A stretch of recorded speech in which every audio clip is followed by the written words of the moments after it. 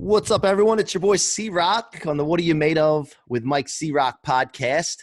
And I got an awesome guest. I've been lining them up, guys, and I feel like I keep outdoing myself. And, I'm really excited for today's guest. But before I do that, I want to thank Nations Lending, Home Loans Made Human, lending mortgage loans to people to help them buy houses throughout the United States. In 48 or 49 states now. We've been bouncing back and forth with New York. I think we just got New York as well.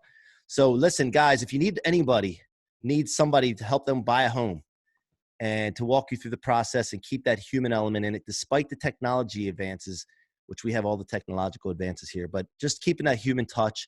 Nations Lending is the team. Refinancing, buying, doesn't matter. And I say we because I run the Mid-Atlantic region in Southeastern Florida for Nations Lending. And my team is awesome. And I just want to let you guys know that we really appreciate Nations Lending, appreciate them for supporting our movement and helping us with the podcast. So let's get into today's show. And like I said, I'm really excited. I have the Rock Thomas on the show joining us. And I'm going to go through his bio here. Rock Thomas is the world's #1 whole life success expert, best-selling author, and host of the I Am Movement podcast. From farm boy to real estate and business guru, mentor, and self-made millionaire, Rock has studied one-on-one with the world's best teachers, Tony Robbins, I haven't heard of him before, Stephen Covey, Gary Keller, and more, on his mission to inspire others to create their best life on their terms. After decades of learning from the greatest minds on the planet, working with and coaching thousands of people in his workshops and webinars, Rock has impacted over 100 million lives with his teaching. 100 million, guys. I mean, seriously. Wrap your head around that for a second. His Goalcast video, and if you guys get on, as I always talk about, getting on YouTube in the mornings and watching some motivational videos, inspirational videos to get your day started, I'm sure you've heard of Goalcast. His Goalcast video alone was viewed by over 100 million people. Now he spends his time teaching people how to be financially free and truly happy on their terms, whether they work for themselves or others. Founder of the I Am movement, he is known as the man who redefines lives. And there's a bunch of other stuff here, but I'll let you get into this stuff here because I don't want to keep reading this and taking your thunder here. So, Rock, welcome to the show, man. Yeah, I'm pretty jazzed to be here. You're like another brother from another mother. Yeah, we have a lot in common from what I know watching your videos. And I always start the show. I believe everyone's got a story, Rock, and we want to know what you're made of. I would say the quick answer is freaking resilient. I'm on a 75-day yoga little challenge right now. Now I'm on day number 6. And somebody asked me, well, what are you going to do if there's something comes up that's going to stop you and prevent you? What's your strategy? I go, the only thing that will stop me is death. There's nothing that will stop me. I don't care if I'm on a plane for 24 hours a day. I'll figure a way to do yoga on the plane. So I think my upbringing caused for me to become incredibly resilient. The flip side of that is I've later in life had to work on my compassion and my empathy because I didn't have a lot that was demonstrated to me and for myself. So I think no matter what your story is, where you came from, you were dealt a hand, you got to improve that hand, but you also got to appreciate what you created for yourself and then just add to it and get better. Yeah, there's a fine line between trying to prove our dads wrong or trying to get our dad's attention. And there's a fine line between that because what I found is I'm really hard on my son, but I won't do the same mistake my dad with my son is. I always tell my son, I'm not going to give up on you. No matter how disappointed I get with something that you do, there's always an out to build yourself up and redeem yourself. And I'll never give up on you no matter what you do. And I've had to figure that out because a lot of times I'm hard on the kid because I see so much potential in him. And a lot of times you just wish that a younger kid would learn. I wish I knew now or knew then what I know now, in other words. And I try to get him to understand that. And he's 13 years old. And sometimes kids just don't want to hear it. So, yeah, it's hard to be a prophet in your own backyard, so to speak. But one of the things I learned from Carol Dweck, who wrote a book called Mindset, is there's 2 types of mindset, a fixed and a growing mindset. And we make the mistake as parents is to give people labels.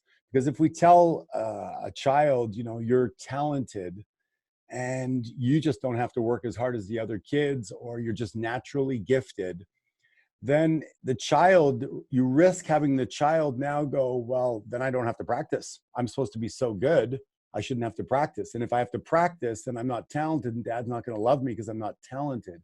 So what I learned is to acknowledge children through effort. What I really appreciate about you, buddy, is you played full out today. You gave it everything. You left nothing behind. Whether he caught the ball or didn't, whether he scored the winning touchdown or didn't, is secondary. But if we affirm their effort, that is measurable and that we can appreciate. Right. And a lot of things that happen on the sports field or in school, it's not the end result that's the work. That's the result of the work, right? Yes. And so, yeah, we got to measure activity levels and effort, like you said. That's huge in our business, in the mortgage industry. That's turned the corner for us when we started measuring those things. But again, results are important. But if the effort's there, the attitude's right, putting in the work, you'll get the results, right? Yeah, and I think that there's this concept of winning. Nobody wants to lose, but the reality is that the effort will create a result. And that result is either the result that you want, the mortgage deal closed, or the winning the game, catching the ball, or a result called not that, which you can learn from. So maybe you need to follow up better. Maybe you need to have a better dialogue. Maybe you need to, turn your head quicker and catch the ball. So the emphasis should then go on the curiosity around how do I make it better? What did I learn from it? And the joy of growing and learning versus the shame of not getting the result that was anticipated or wanted. Right. And before we get into too much more content, Rock, I'm a big firm believer in you got to connect with your audience. So I want to take you back to when you were younger. And I remember hearing a story about your father, and you were out and had to feed the horses before you were allowed to eat. And a story about your father being at his desk and working and that story. But take us back, man, when you were younger, because I want to hear about that, because I want my audience to connect with you. And then I want to get into some more things with that. Yeah, I grew up in Montreal, Canada. My parents got divorced when I was around 4 or 5. I lived with my mom for 2 years, but I wanted attention, so I got in trouble a lot. I lit fires, got in fights at school, etc. And so my mom decided to ship me off to live with my dad, who had remarried and moved out on a farm. So now I was the youngest of 7 kids, and I was the city slicker coming out into the country. And I could just see my stepbrothers and sisters rubbing their hands together going, oh, we got a fresh one now. And so they would just tease me and bug me and bully me. And, initially I was afraid of bugs and insects. And so they had a lot of fun with that. My father decided that he was going to toughen me up because my mother couldn't handle me. So his thing was, you know what? He's going to come out to the farm. I'm going to put him to work. So at 8.5, my assignment was to feed 22 horses before I had the right for breakfast. I remember going down one morning, opening the barn door, turning on the light and watching at least 20 rats the size of my head scurry for cover. And I had to walk in that barn and feed the horses. I was scared to death. And I was reading George Orwell's book at the same time, 1984, where they talk about the rats and the cage on the kid's head. And that image was so profound for me. I literally had nightmares. And I'd ask my dad to help me, and he would literally lock the front door and say, figure it out for yourself. And that was the beginning of me becoming entrepreneurial and realizing that when you are in a difficult situation with little or no option, you will find a way. The human spirit will always find a way to step up. And that's made me very, very successful today. Yeah. So I went on to become, very good at solving problems, working hard around the farm. And of course, I wanted my dad's attention and I wanted to play with him. But my dad was a workaholic. My dad was not a very happy person. He went through the war as a young boy. His parents got divorced, yada, yada. And one day when I was around 14 years old, he had promised me that was the day that he was going to come out and play ball with me. He never played with me. And I was afraid, but excited. I went downstairs to ask him, hey, Dad, you going to come play? And I saw him sitting at the desk there, where I always saw him sitting at the desk. And my brain had created a chain from his ankle to his desk, because every time I ran down the stairs, he had a desk in the living room. I saw him there. It was morning, 5:30 in the morning or 10 o'clock at night. He was always there. So I walked up and I just had this scary feeling that he was not going to move from that desk. And I asked him to come play. I remember him standing up towering over me and basically, telling me all the things that are cliche. Do you think money grows on trees and that the business just comes here and pays all the bills? Now get out, go play on your own. And I believe that in life, you have these events that happen that are highly emotional, that scar you or create an imprint on you. And for me, I never asked them to play again, ever. And as a young man, I don't have one recollection of playing with my father in my life. I can't remember it. It may be in there when I was 2 or something. And so the rest of my life, I basically tried to prove to him that I was enough to get his attention until he died in his early 60s. But it was certainly a catalyst for me to be a very, very high achiever. Yeah. And, I can relate to that so much, man. I mean, and I know a lot of my listeners have heard my story and they've listened because they connected with that story. And so this is very powerful for them. And I can tell you right now that what I want to focus on something here is that there is a fine line. So my dad did what he did, right? And he had his reasons. And I don't get to talk to my dad now, not by my choice. But one thing about this is that I'm writing a book right now called "What Are You Made Of?" It's about that. It's about some other things and what I've learned over my 40 years that I can take forward in my life and my business. But I'm gonna in one of the front end, I'm gonna say thank you, Dad. Because you know what? He's not perfect. I'm human. I'm not perfect. He did what he did. Again, he had his reasons. But one thing I can tell you is that I have responsibility of how I can act and how I can go forward after that happened. And at 11 years old, I decided the right way, somehow, some way. And I'm going to thank him for doing that because I don't know, if he would have did some other method or something, I don't know. I don't know where I would be. And I'm so thankful to where I am right now. And I was also fortunate. I had a stepdad. And matter of fact, today's the year of his passing. And he was hard on us as a kid. When I moved back with my mom and I was 11 years old, he was so hard on me, man. But he loved us though so much that I didn't have. And it was a savior thing right there probably. And I look back and seeing how those different ages where I progressed and how he was hard on me at different stages. And then he would always be at the ball games though. He would always be at every baseball game, every football game, cheering us on, giving me coaching. And you can be hard on your kid and tell him, hey, you got to do this before you do that.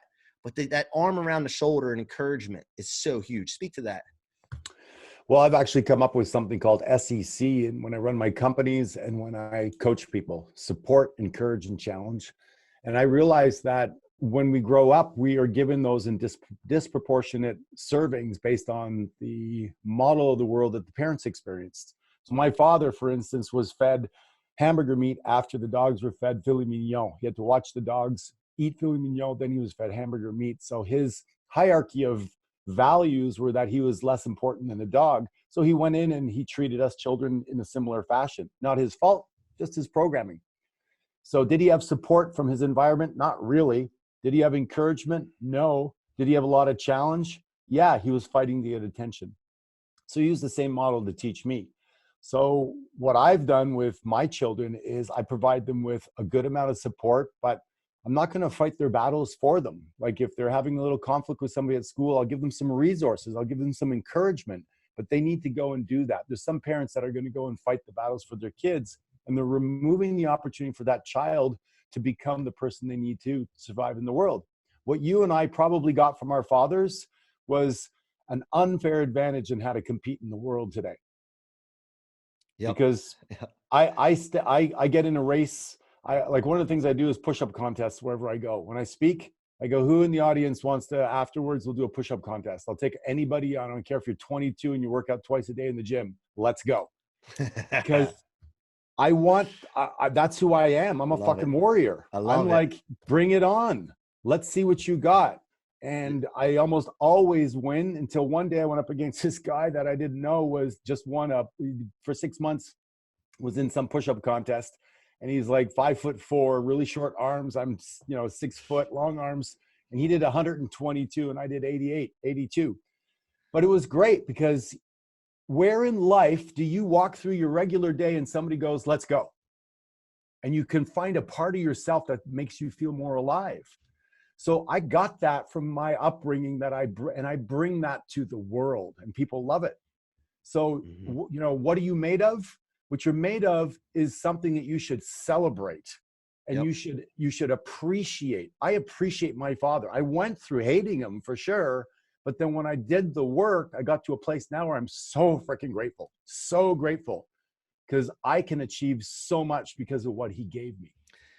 By the way, listen, I would have a push-up contest with you right now, but I just got done doing chest and I did probably 100 burpees, jumping over a bar. I just don't have it. I'm gonna just leave these alone today. But I do have some guns on me, so you do. I could get in 80 or probably 90. I don't know. We'll do it someday. I promise. Excellent. The other line I always use, and you notice my dad was a Mason, so I use this logo is developed on purpose. This background, this brick. Yep.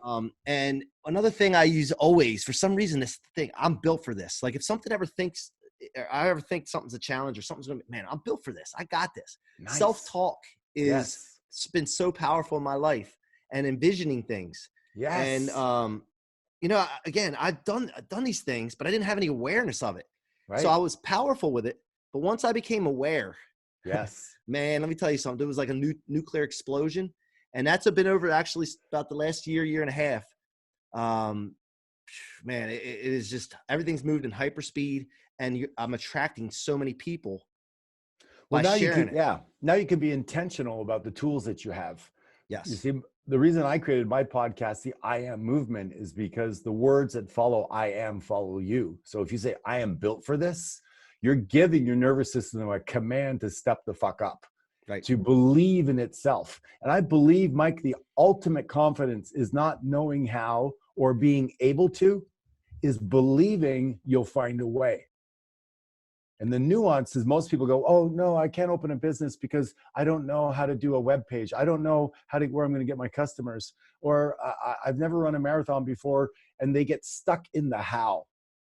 Billionaires don't get stuck in the how. They go direct to who. Richard Branson, when he wants to open another company, he goes, who's going to run this company for me? We got a great idea. Who's going to run it? He doesn't go, how are they going to no. So you want to get past the how, and you want to get to the belief of, am I going to grow? And can I find a way? And I'll tell you what, growing up on a farm gave me that. When the pipes burst because it was freezing cold, we carried buckets of water, 100 yards out to the field to feed the horses. My father didn't say, oh, you know what, pipes are burst. Let's feed them tomorrow. No, you found a way. So I invite people listening to this is believe that you can find a way. Be obsessed about something so much that all the cells in your body get to participate in the activity. That's it, man. The cells listen to you. People need to really understand that, man. And every time you go through something, your decisions in your mind, anything that happens to you, good or bad, is a training session for your future. I preach this all the time. Right. And if you can understand that and get your head around the fact that you're training, everything that you do, you're training for the future, things are so much easier to deal with. You could go through the toughest time and say to yourself, man, this is just training. This is just training. It's going to make me better. I don't care the outcome here. I know that it's making me better or stronger for the next years of my life. And the world gym, it's huge. The world gym. I love it. Everybody's a teacher. Everybody's an opportunity for you to become more. In life, if you do what is difficult, life will be easy. The unconscious mind is always going to try to find the path of least resistance, but you have to be careful because the path with no obstacles goes to freaking nowhere. So why do people sign up to run a marathon? Because then they're forced to train 3 times a week. They need to be consistent. They've got a goal, something to focus on. They're going to push up against something. And when you do that continually, you get to grow. And that's what life's about. Right. So another big part of my show is, I talk about this all the time. The journey's invisible. We see a lot of successful people. Now you had 100 million views, which is like, I don't think anybody can wrap their head around that. However, I'm willing to bet, and I haven't talked to you before, I'm willing to bet that you had an idea that you wanted to reach a certain amount of people before it happened, because I don't think that you can reach 100 million people unless you have that lid or limit taken off of your brain. So first of all, I want you to speak to that. And then secondly, I want you to take us back to prior to that happening and prior to you, like when you started to think about getting into this field and some of the struggles that you dealt with, because I talk about the journey being invisible. We see successful people, but we don't see their struggles and journey. We just see when they make it somewhere. And then a lot of people go through their journeys and then they hit a wall or they hit a tough time and they quit because they say, well, Rock Thomas didn't deal with that. C-Roc didn't run into that. There's no way. And they don't see that part. But speak to that if you don't mind, please. Yeah, of course. The Beatles, I think, played for a year relentlessly in Germany over and over again. It's before they were famous, and they got their 10,000 hours. I remind us, judge not your day by your harvest, but by the seeds you plant.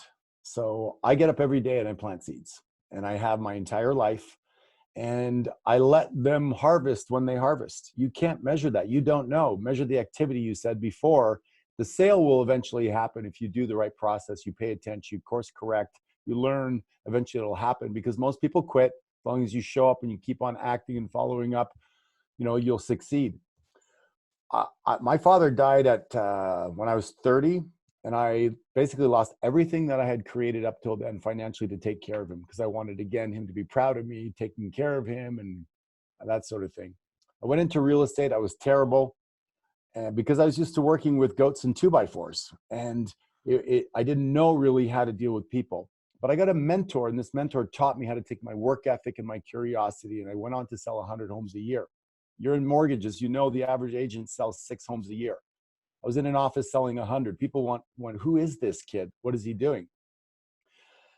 And then I was challenged by them. I bought the company, and they challenged me. You're going to lose money. You don't know what you're doing. Throughout my entire life, I wrote a book. I'm dyslexic. I can't spell properly. It took me 3 years to write a book. I hired 4 coaches to do it. I was embarrassed when it came out because my identity was not that of an author. I was ashamed because I thought it was poorly written. Now I look back on it and I go, that's really cool. You're an author now. I'm a podcaster. We go through an evolution of changing and expanding your identity. I'm taking a course to become a yoga teacher. Part of my identity is I'm not flexible. I'm an athlete and I'm not flexible, and I'm strong. I didn't need to do that. So I think, to speak to your thing about, the journey's invisible, is if you pay the price to practice in private, you're going to perform like a pro in public. And it's the things you do when nobody's watching. It's your meditation. It's getting out of bed to brush your teeth when you forgot, when it's cold in the room and you don't feel like it. It's journaling in the morning and answering 3 really important questions for a month or 2 until you get an aha. It's doing all those rituals and routines that will allow you to perform in public. And most people don't see that. So today I have 100 million views on Goalcast. But I was doing motivational videos on YouTube like 14 years ago. And I look back on it and I go, I was ahead of the time. I didn't know what I was doing, but I just knew I wanted to get my word out there because I wanted to change lives. So you're 100% right. Anybody that's got success, especially those that make it look easy, and people go, oh, Michael Jackson's so talented, or Tiger Woods is so great. They put in the reps. And they were obsessed. And that's one of the things I talk about, is the 1% rule. Get 1% better tomorrow. In my yoga practice, I just try to reach a little bit further, stretch a little bit more, hold a little bit longer. And every day I get a little bit better. And I know that with that, I'll become really, really great. And that's the journey. So when we did that video, I ran into these guys who are actually from Montreal, Canada, randomly at a Tony Robbins event, telling them about my mission to help people get out of the rat race and not live a life of hell that they hate, and to do something that matters. And the way to do that is find what you love, which is rare for most people, or teach them how to do passive income vehicles. Long story short, they go, we got to get that word out there. Let's record a video. That video that's 7 minutes long was 4 hours of recording. We did it over and over and over again until we got to the juice of my story. And then they cut it and they put music to it and they put Be Real. So anything, you look at that and you go, oh, that's cool. That was a lot of people working on a lot of stuff for a long period of time. And we thought 2 million people was our target. And then it went viral. So you hit singles, you get some walks, and eventually you hit a home run. Yep. And you did that, man. And what has that done for you since that happened? What has come from that, you think? Well, I mean, there's been probably 10 or 20,000 personal messages that were sent to me. Last time I counted, there was at least 150 people that said they were going to commit suicide, that they said they would no longer commit suicide because they now understood that it was just shitty programming from their parents. And that literally, I mean, it makes me want to choke up, but people saying, I'm going to stop burning myself every day. I got up off the couch. I went outside. I applied for a job, and I'm now working at McDonald's. I mean, it wasn't necessarily like people, going to the moon. It was just people just struggling in their own mind, and then seeing that there's a different way. I believe as a coach, a life coach, my job is to help people look at life from a different perspective. And everything changes when you do that. Feeling sorry for yourself, feeling like life is difficult. No, I love what you said. Everything's training. If you looked at everything's training, you can be grateful. You're going to go for a run and it starts raining. You're like, frickin', you can't hurt me, David Goggins. Let's go. Right? Yeah. So you pull all that in and you get to have the experience of growing your soul. So for me, I've touched so many lives, and Mike, it's affirmed to me that I need to speak to as many people as possible. I need to give them the tools that got me out of feeling sorry for myself and into really affirming that I've got a blessed life. And so I'm on a mission, to really touch as many people as possible and let them reframe the labels that they were given. That's awesome, man. And this short time I've been doing this, man, I don't know if you know this or not, but I just started this podcast in November, and I just went balls to the wall with it, excuse the expression, and tried to book as many people as possible. I went after the people that I think would make the most impact for my audience. And I went on to other people's podcasts like a crazy man, loaded them up, and everybody was like, what are you doing that for? Like, what, you're doing another podcast? Like, are you crazy? Like, why are you doing so many of these? Now they're starting to come out, right? Because it takes a little while for them to get published. And everybody's like, wow, man, you're all over the place. But the feedback, man, I can't even tell you. The local people around here that are sharing the stories that I've known, I've played golf with, I've done business with, had no clue that they were going through some of the things that they were going through. And the fact that I made a difference by making a decision that I wanted to help people. And like you said, man, it gets you choked up. Like it hits you it's an awesome thing, man, because, we're so worried about ourselves and what we went through a lot of times. And if you speak to this too, but if I'm sitting in my room sometimes or first thing in the morning or just sitting in the house by myself, and sometimes I think the stuff I went through and I'm worried about my problems. And it really, when you start looking at helping other people, you realize how really blessed you are, man. Yeah. A lot of people are sad, depressed, frustrated, disappointed, and they shit all over themselves. I should have done this. I should have done that. And they wish that their life was different.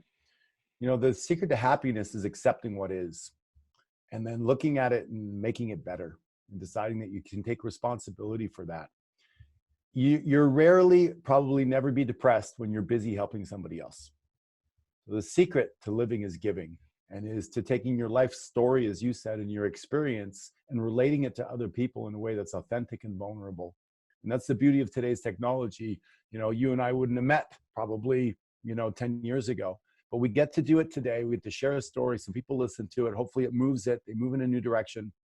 They make a new choice. And ideally, as corny as it sounds, we want to help people be less fucked up.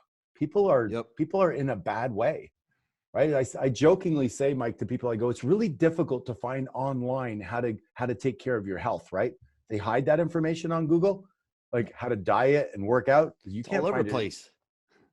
Come on, it's all over the place. No, they hide that. That's why 65% of people are out of shape, because they don't know where to find the information.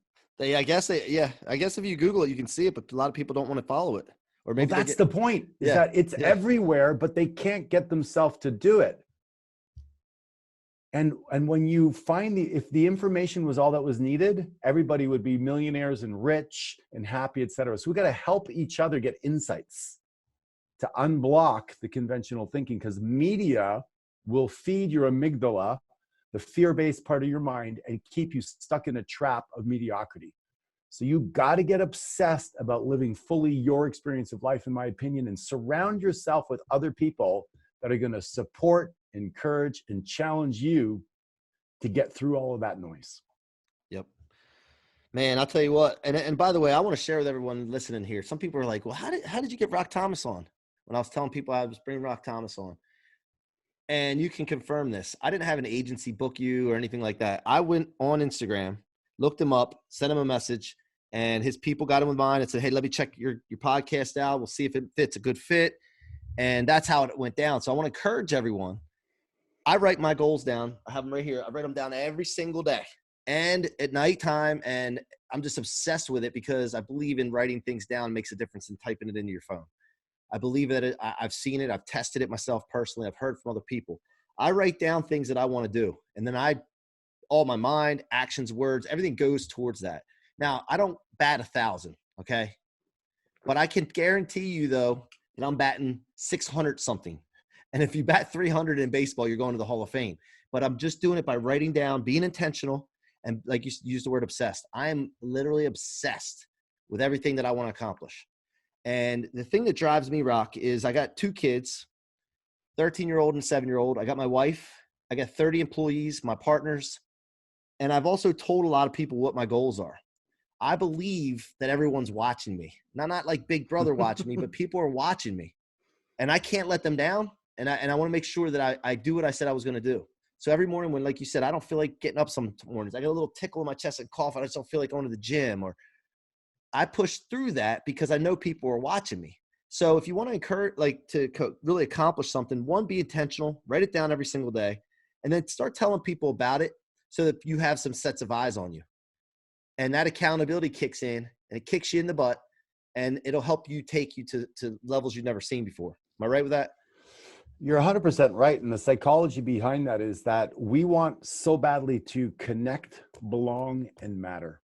That's what it's about. What's the absolute punishment for a human? Solitary confinement. Separate them, isolate them so they don't connect, belong, and matter.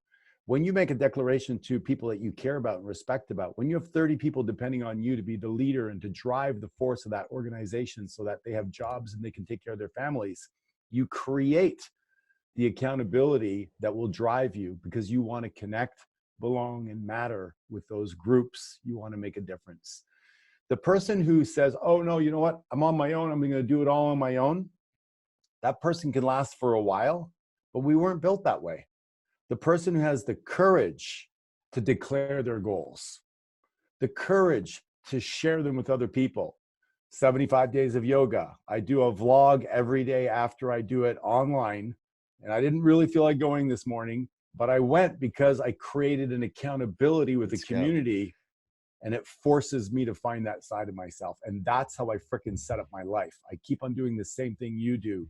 I make it almost impossible to not step up because the consequence goes against my identity.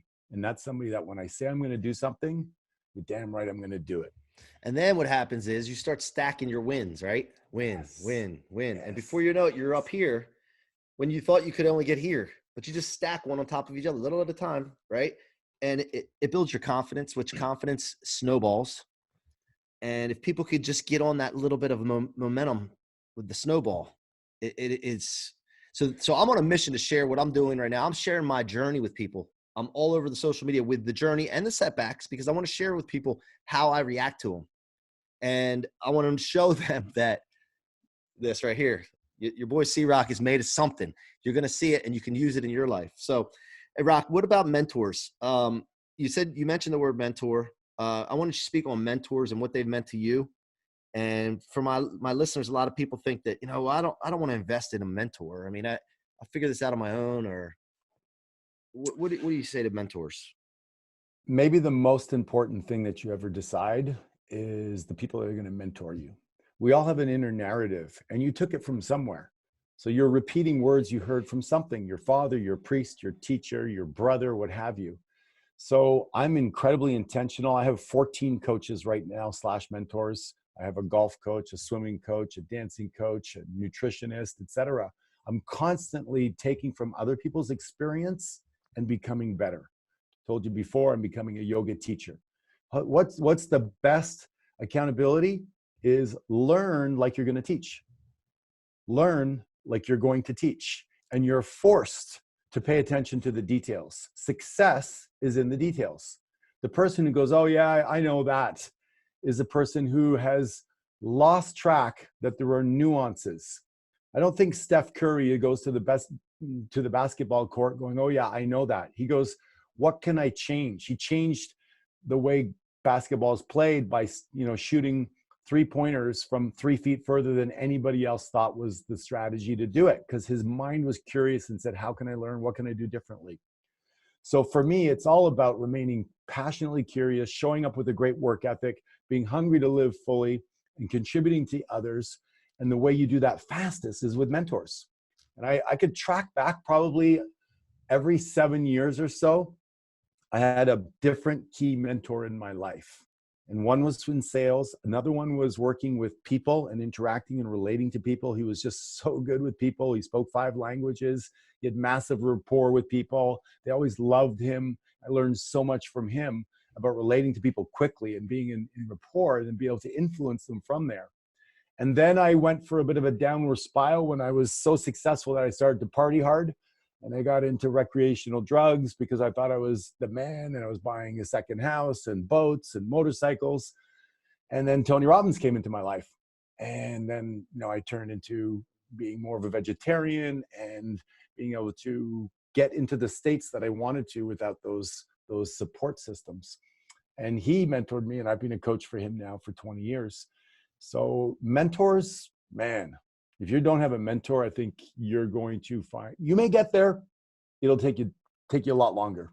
Yeah, it speeds up the process, right? It takes time out of the equation.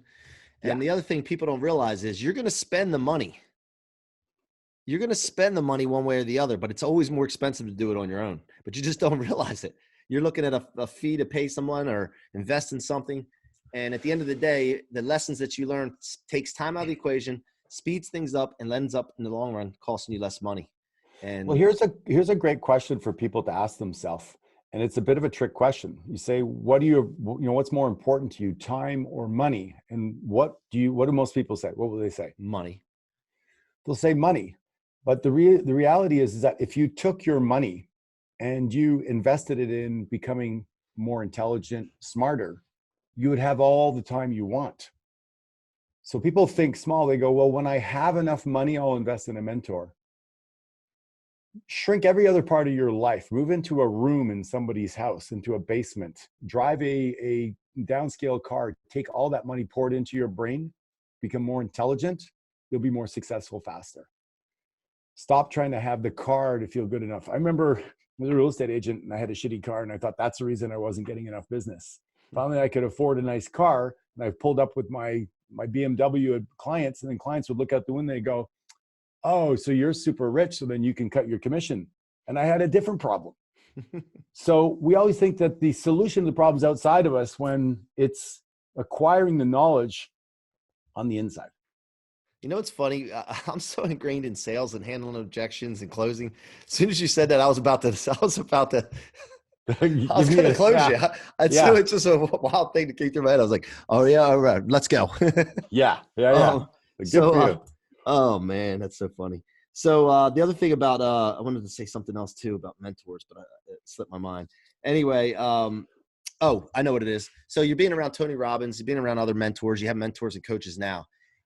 How do you figure out when you're doing your job of trying to coach and help other people, trying to take the information that you learn, distribute it to the new people, but not be just like them and copying off of them? Yeah, that's a great question, actually, Mike. I think that so I play a little bit of piano and drums. The first time I learned a song is I played exactly the way the music is, the Beatles song, right? And then after I become comfortable with it, I can tinker with it and I can make it my own. So I think you model the person that has the result, and then your personality will come into it. I remember when I was first speaking, I would use the exact same words Tony would use, the same gestures on stage. I would have dancers come out into my thing just like him before, and I'd burst out from behind the stage just like him. And today, I mingle with people before and I connect with people before because I'm confident enough that I am enough. So I think first you model the other person and then let your personality and character come through it and make it your own. Love it, man. That's awesome. Well, hey, Rock, it's been great, man. Your contact could go on for hours and hours, but I want to make sure we set some time here for my audience to be able to find out how they can connect with you and what kind of services or products that you can offer them. And so first of all, let's go right to that. Yeah, well, the obvious thing is the I Am Movement podcast. So they can go to my podcast or rockthomas.com/podcast. As far as products are concerned, I guess I'm best known for helping people through what I call the 1% rule. Is you're not going to climb Mount Everest in a day. You're not going to build a business overnight.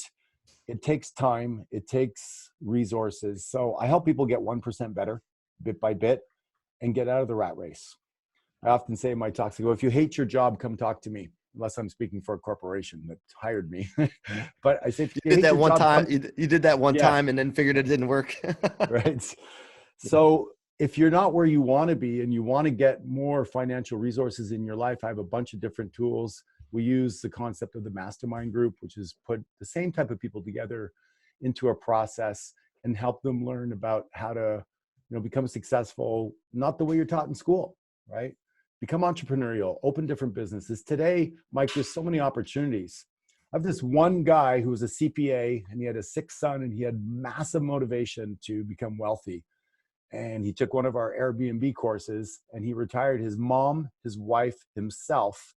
And he learned through one of our trainings that he has the skill of teaching, the gift of teaching. And now he makes over $10,000 a month online, evergreen, teaching people about Airbnb. He owns 6 Airbnbs. He holidays in these beautiful homes when they're vacant and not being used. And he doesn't have a 9-to-5 anymore. And that's the type of people that we help. That's awesome, man. Well, I'm going to put all this in the show notes. I have all of Rock's information. And you know what's great about a podcast? You're probably experiencing this as well, but the connections that I've been making, it can be lifetime connections. And if there's anything I can do, I don't know what it is. If there's anything I can ever do to help you, Rock, don't hesitate to reach out to your boy C-Roc. I'm here for you, man. I appreciate you coming on today. And again, audience, please, we all support our guests that come on to the What Are You Made Of podcast. Please go out and support Rock. Reach out to him. Let him know you heard him on here. And Rock, thank you so much, man. I appreciate you being on here. You're a cool dude with a cool story and great energy. So I appreciate you, man. And I look forward to meeting you in person and doing that push-up contest. Oh, I was going to say, that's what we'll do. Actually, I'm booked on your podcast, so I'm going to come on there. Maybe I won't do chest beforehand, and we'll see what's up. Hey, so all right, listen, brother. Thanks, Rock. I want to thank Nations Lending again for their sponsorship. And guys, if you like the show, please go subscribe. Give us a rating on iTunes or your favorite podcast platform. We have the YouTube channel, so you can watch these as well at Mike C-Roc Ciorrocco. Please go subscribe. Let your friends, family know about it. And also, listeners, we have the private Facebook group, What Are You Made Of with Mike C-Roc. Go join there so we can all share our stories and inspire each other, lift each other up. Thank you so much for listening. I love you all. Thank you for being a part of the What Are You Made Of podcast. So that you don't miss future episodes, please rate and subscribe to the What Are You Made Of podcast on your favorite listening or viewing apps, and follow me on your favorite social media platforms. I would love to hear your stories and past experiences and engage with you further.